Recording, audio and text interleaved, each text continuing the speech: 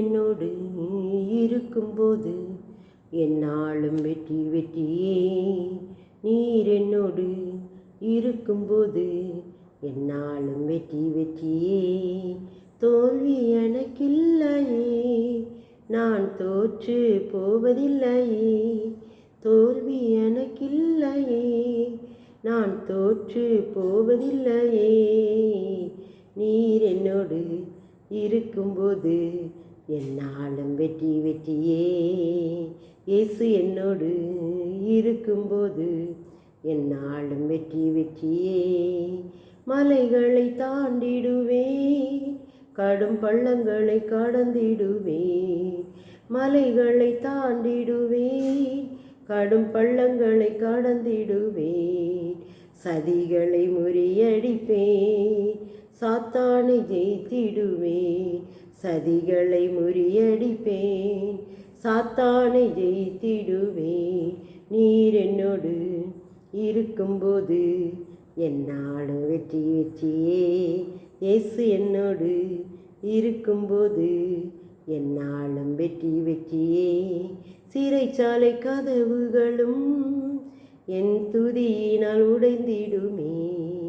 சிறைச்சாலை கதவுகளும் என் துதியினால் உடைந்திடுமே.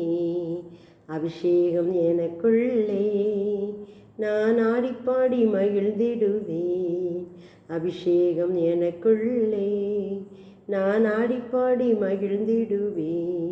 நீர் என்னோடு இருக்கும்போது என்னாலும் வெற்றி வெற்றியே. இயேசு என்னோடு இருக்கும்போது என்னாலும் வெற்றி வெற்றியே. மரணமே கூரெங்கே, பாதாளமே ஜெயம் எங்கே. மரணமே கூரெங்கே, பாதாளமே ஜெயம் எங்கே. கிறிஸ்து எனக்கு ஜீவன், சாவன காதாயமே. கிறிஸ்து எனக்கு ஜீவன், சாவன காதாயமே. நீர் என்னோடு இருக்கும்போது என்னாலும் வெற்றி வெற்றியே.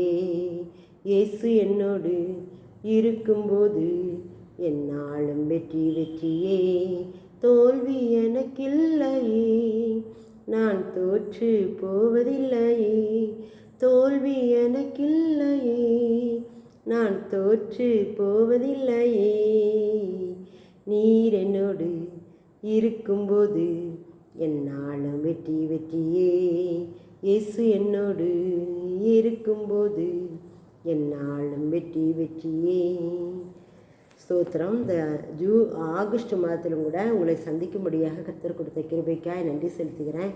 இந்த விடுதலையின் மாதத்தில் கர்த்தர் நமக்கு கொடுத்த வார்த்தை என்னென்னா வெற்றி. வெற்றி தரும் இயேசு, வெற்றி தரும் தேவன். 1 கொரிந்தியர் 15ஆம் அதிகாரம் 57ஆம் வசனம் சொல்லுது, நம்முடைய கர்த்தராகி இயேசு கிறிஸ்துவினாலே நமக்கு ஜெயம் கொடுக்கிற தேவனுக்கு ஸ்தோத்திரம். கர்த்தராகி இயேசு கிறிஸ்துவினாலே நமக்கு ஜெயம் கொடுக்கிற தேவன், அவருக்கு நாம் ஸ்தோத்திரம் சொல்லணும். ஜெயம் கொடுக்கிற தேவன் நம்மோடு இருக்கிறார். அவர் யார் நமக்கு ஜெயம் கொடுக்குறாருன்னா தேவன் நமக்கு ஜெயம் கொடுக்கிறார். குதிரை, நீதிமொழிகளில் சொல்லப்படுது, குதிரை இத்தனை நாளுக்காக ஆயத்தமாக்கப்படும், ஜெயமோ கர்த்தரால் வரும். இப்போ ஜெயம் யாரால் வருது? கர்த்தரால், தேவனால் தான் வருது. யார் மூலமாக நமக்கு ஜெயம் வருகிறது அப்படின்னா இயேசு கிறிஸ்துவினாலே நமக்கு ஜெயம் கொடுக்கிற தேவன் அப்படின்னு சொல்லப்படுது வசனம். இயேசு கிறிஸ்துவினாலே நமக்கு ஜெயம் கொடுக்கிற தேவன். அப்போது நாம் இயேசு கிறிஸ்துவின் பிள்ளைகளானால் நமக்கு ஜெயம் கொடுக்கிற அந்த கிருபையை அவர் நமக்கு ஜெயம் பெறுகிற கிருபையை நமக்கு தருகிறார். நாம் வெற்றி சிறக்கிறவர்களாக மாற முடியும். இயேசு கிறிஸ்துவின் பிள்ளைகளானால் நமக்கு ஜெயம் உண்டு. நாம் வெற்றி சிறக்கிறவர்களாக என்ன செய்ய முடியும்? மாற முடியும். அது எப்படி அவர் நமக்கு வெற்றி சிறந்தார் என்று நம்ம பார்த்தோம்னா கொலோசையரில் 2ஆம் அதிகாரம் 13 முதல் 15 வசனங்களை பார்த்தோம்னா அருமையான வார்த்தைகள் அங்கே சொல்லப்பட்டிருக்கு. கொலோசையர் 2ஆம் அதிகாரம் 13 முதல் 15. உங்கள் பாவங்களினாலேயும் உங்கள் மாம்ச விருத்த சிதனம் இல்லாமையினாலேயும் மரித்தவர்களாயிருந்த உங்களையும் அவரோட கூட உயிர்ப்பித்து அக்கிரம எல்லாவற்றையும் உங்களுக்கு மன்னித்து நமக்கு எதிரடையாகவும் கட்டளைகளால் நமக்கு விரோதமாகவும் இருந்த கையெழுத்தை குலைத்து அதை நடுவில் இராதபடிக்கு எடுத்து சிலுவையின் மேல் ஆணி அடித்து துரைத்தனங்களையும் அதிகாரங்களையும் உரிந்து கொண்டு வெளியரங்கமான கோலமாக்கி அவைகள் மேல் சிலுவையிலே வெற்றி சிறந்தார். இயேசு கிறிஸ்து மூலமாக நமக்கு வெற்றி எப்படி கிடைக்குன்னா, சிலுவையின் மரணத்தின் மூலமாகத்தான் வெற்றி. பாவத்தினால, மாம்ச விருத்த சேதனம் இல்லாமையினால் நம்ம மரித்து போயிருந்தோம். நம்மை அவரோடு கூட என்ன செய்கிறார், உயிர்ப்பித்தாராம். உயிர்ப்பித்து பாவங்களையெல்லாம் மன்னித்து நமக்கு விரோதமாக சத்துரு வைத்திருந்த எல்லா பொல்லாத காரியங்களுக்கும் கையெழுத்தை குலைத்து அதை நடுவில் இராதபடிக்கு எடுத்து சிலுவையின் மேல் ஆணி எடுத்தார். துரைத்தனங்களையும் அதிகாரங்களையும் உரிந்து கொண்டு வெளியரங்கமான கோலமாக்கி அவைகளின் மேல் சிலுவையில் வெற்றி சிறந்தார். பார்த்தீங்களா, கர்த்தர் நமக்காக சிலுவையில் எல்லாவற்றையும் வெற்றி சிறந்து விட்டார். யாரெல்லாம் அதை விசுவாசத்தோடு எனக்காக இயேசு கிறிஸ்து சிலுவையில் எல்லாவற்றையும் வெற்றி சிறந்து விட்டார்னு யாரெல்லாம் விசுவாசிக்கிறாங்களோ அவங்களுக்கு தான் அந்த வெற்றி உண்டு. அவருடைய சிலுவை மரணத்தின் மூலமாக நமக்கு வெற்றி, அவருடைய அந்த இரத்தத்தின் மூலமாகத்தான் நமக்கு வெற்றி, அவருடைய முறித்தெழுதல் மூலமாகத்தான் நமக்கு வெற்றி. இதை நான் புரிந்து கொண்டால்தான் நான் வெற்றியை பெற முடியும். எதிலெல்லாம் அவர் நமக்கு வெற்றி கொடுக்குறார், ஜெயம் கொடுக்குறார் அப்படின்னு பார்த்தீங்கன்னா, நமக்கு தேவன் தான் ஜெயம் கொடுக்குறாரு நம்ம பார்க்குறோம்ல. ஜெயம் கொடுக்கும் தேவனுக்கு கோடி கோடி சோஸ்திரம், வாழ்வழிக்கும் இயேசு ராஜாவுக்கு வாழ்நாளெல்லாம் சோஸ்திரம். ஜெயம் கொடுக்கிறவர் தேவன், வாழ்வழிக்கிறவர் இயேசு கிறிஸ்து. நாம் அவங்களுக்கெல்லாம் சோஸ்திரம் சொல்ல வேண்டும், எப்பொழுது துதிக்கிறவர்களாக இருக்கணும்.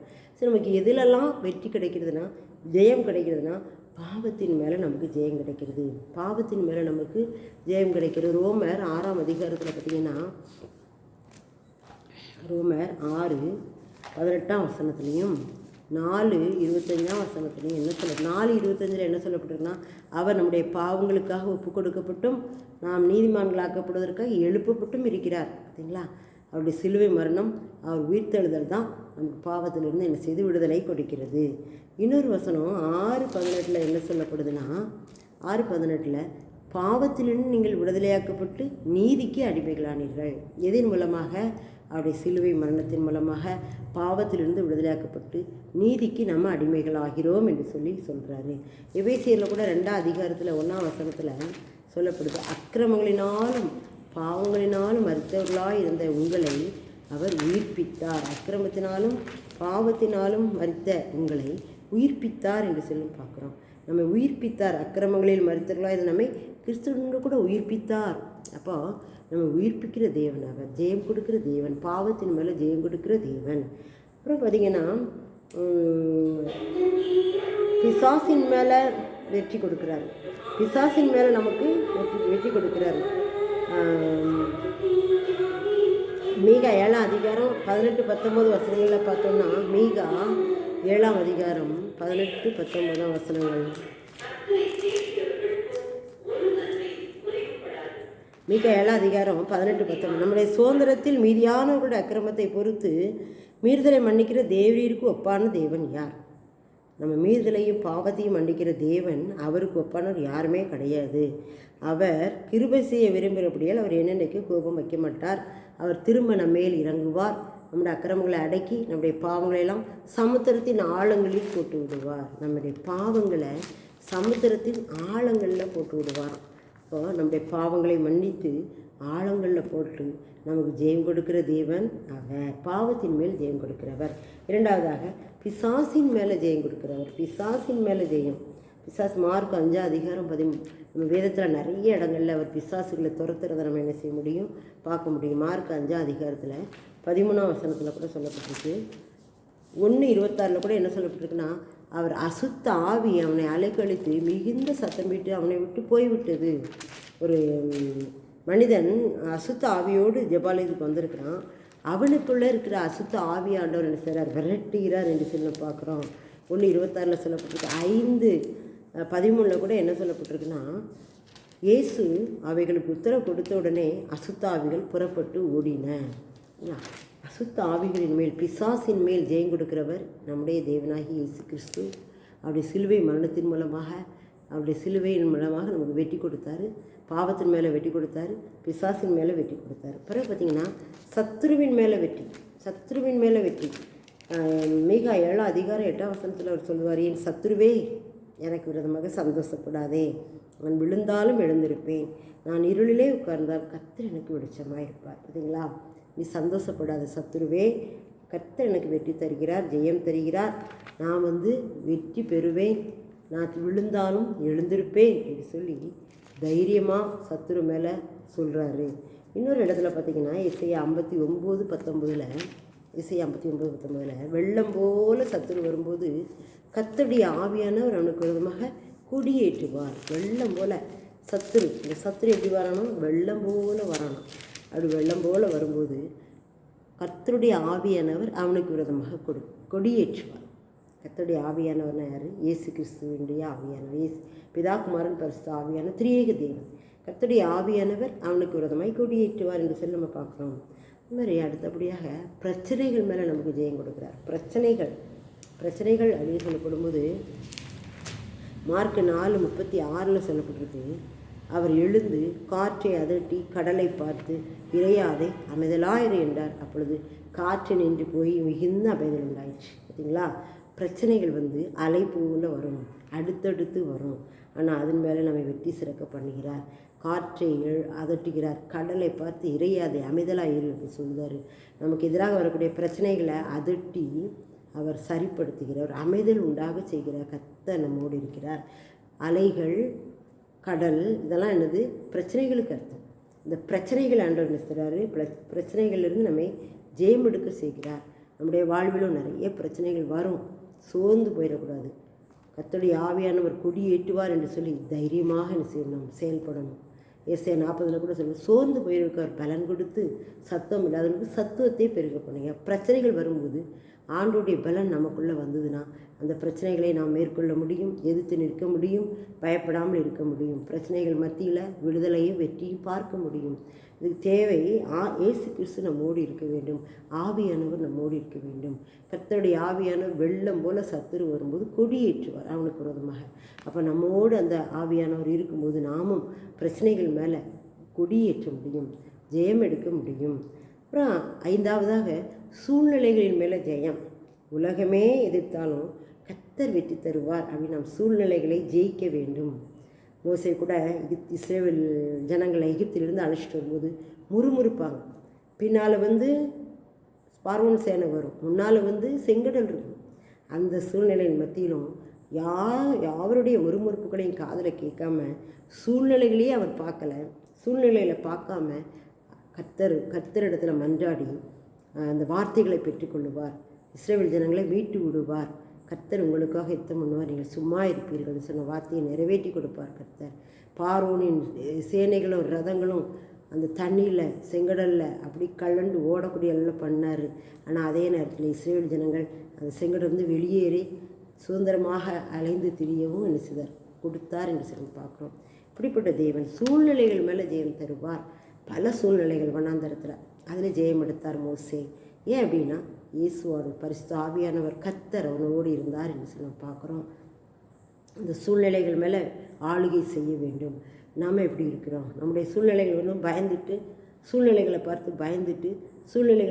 நம்ம என்ன செய்தோம்? அப்படி அடங்கி போய்விடுகிறோம். நம் சூழ்நிலைகளை எதிர்த்து பேச வேண்டும். கர்த்தர் என்னோடு இருக்கிறார், நீ ஒன்றும் என்ன செய்ய முடியாது அப்படின்னு சூழ்நிலைகளை நாம் அதட்ட வேண்டும். காற்றை அதட்டினார், கடலை அதட்டி இறையாதை அமைதலாக இரு அப்படின்னு சொன்னார்ல, அதே தேவன் நம்மோடு இருக்கிறபடியா சூழ்நிலைகளை கண்டு நாம் என்ன செய்யக்கூடாது? அஞ்சக்கூடாது, பயப்படக்கூடாது. அது நம்மை விழுங்கி விடுற மாதிரி வரும். ஆனால் கர்த்தர் நம்மை பாதுகாக்கிறார் என்று சொல்லி நம்ம என்ன செய்யணும்? இந்த இடத்துல புரிந்து கொள்ள முடியும். நமக்கு ஜெயம் கொடுக்குற தேவன் நம்மோடு இருக்கிறார். கர்த்தராகிய இயேசு கிறிஸ்துவினாலே நமக்கு ஜெயம் கொடுக்குற தேவனுக்கு சூஸ்திரம். எதிலெல்லாம் ஜெயம் கொடுக்குறாரு? பாவத்தின் மேலே ஜெயம் கொடுக்குறாரு, பிசாசின் மேலே ஜெயம் கொடுக்குறாரு, சத்ருவின் மேலே ஜெயம் கொடுக்குறாரு, பிரச்சனைகள் மேலே ஜெயம் கொடுக்குறாரு, சூழ்நிலைகள் மேலே ஜெயம் கொடுக்குறாரு. சூழ்நிலையே மாறினாலும், உலகமே உனக்கு எதிர்த்து வந்தாலும் நீ சூழ்நிலைகளை பார்க்காத, இயேசுவை நோக்கி பார். அவர் விடுதலை கொடுப்பார், அவர் உன்னை ஜெயம் எடுக்க செய்வார். ஜெயங்கொள்ளுகிறவனாக நீ என்ன செய்ய முடியும்? மாற முடியும். வெளிப்படுத்தல 7 சபைகளுக்கும் ஜெயங்கொள்ளுகிறவன் எதையெல்லாம் சுதந்திரித்துக் கொள்வான் அப்படின்னு இருக்குது. வாஸ்து பாருங்கள் நீங்கள். 7 சபைகளுக்கு ஜெயங்கொள்ளுகிறவனுக்கு என்னெல்லாம் கொடுப்பேன். இதே ஜெயத்தை நாமும் பெற்றுக்கொள்ளணும். அந்த ஜெயத்தை நாம் பெற்றுக்கொள்ள நாம் என்ன செய்யணும்?